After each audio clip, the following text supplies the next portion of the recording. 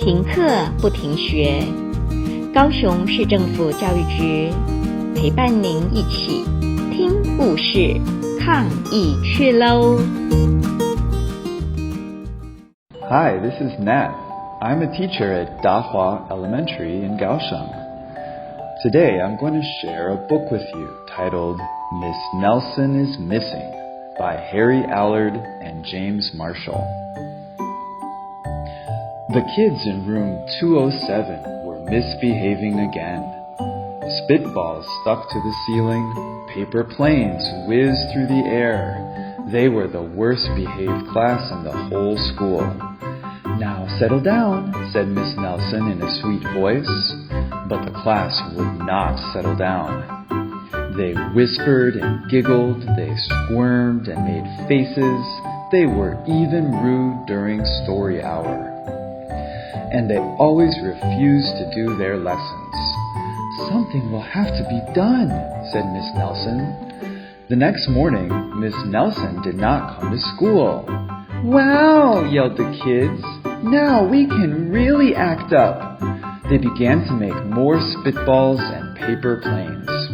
"Today, let's just be terrible," they said. "Not so fast," hissed an unpleasant voice.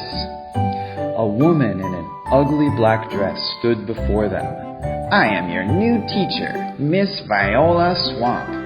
And she rapped the desk with her ruler. "Where is Miss Nelson?" asked the kids.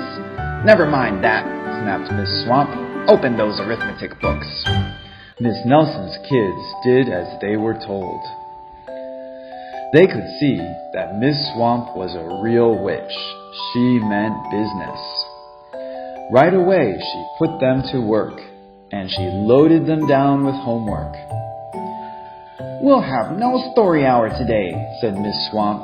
"Keep your mouth shut," said Miss Swamp. "Sit perfectly still," said Miss Swamp. "And if you misbehave, you'll be sorry," said Miss Swamp. The kids in room 207 had never worked so hard. Days went by, and there was no sign of Miss Nelson. The kids missed Miss Nelson. "Maybe we should try to find her," they said. Some of them went to the police.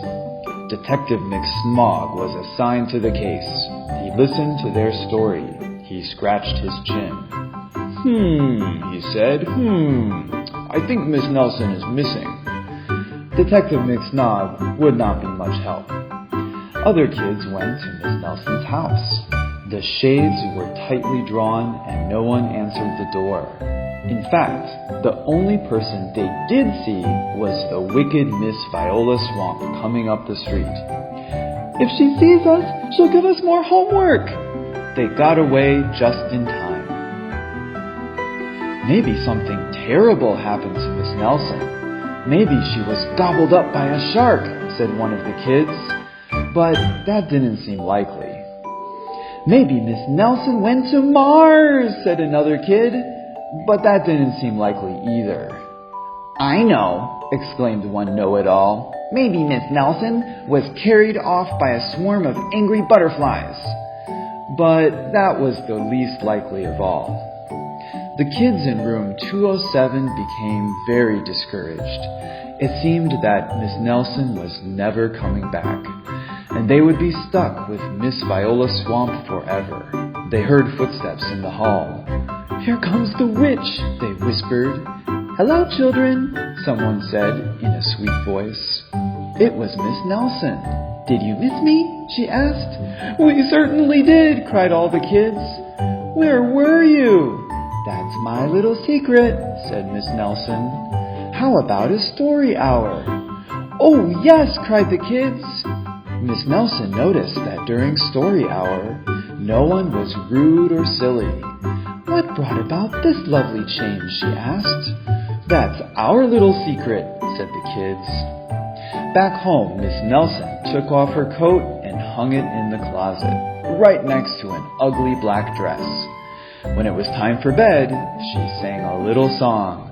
"I'll never tell," she said to herself with a smile. P.S. Detective McSmog is working on a new case. He is now looking for Miss Viola Swamp. And that's the end of our story. So thanks for listening. Bye. 故事听完了，亲爱的小朋友，听完故事以后，你有什么想法呢？可以跟你亲爱的家人分享哦。欢迎继续点选下一个故事。